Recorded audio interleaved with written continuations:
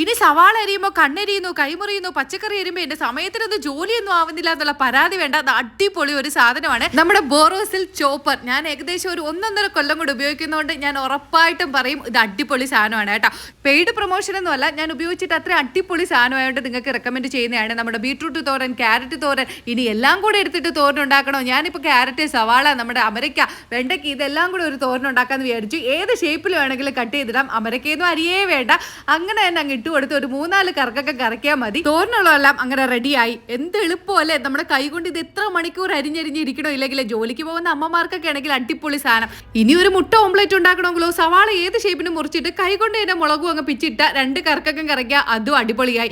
ഇല്ലാന്നുണ്ടെങ്കിൽ ഓരോരുത്തർക്കുള്ള മുട്ട പൊരിക്കാൻ എത്ര നേരം ഇവിടെ സവാള കൊത്തി അരിഞ്ഞുകൊണ്ടിരിക്കണോ അല്ലേ? ഇനി മുട്ടയും പൊരിച്ച് തോരനും അങ്ങ് ആക്കിയാൽ മതി. 2 മണിക്കൂർ കൊണ്ട് അരിഞ്ഞെടുത്ത് തോരൻ വെക്കുന്ന സമയം കൊണ്ട് 2 മിനിറ്റ് കൊണ്ട് ജോലിയല്ലേ ആയി. അപ്പൊ ആവശ്യമുള്ളവർ ഓടിച്ചെന്ന് വാങ്ങിക്കോളൂ. പ്രോഡക്റ്റ് താഴെ ടാഗ് ചെയ്തിട്ടുണ്ട്.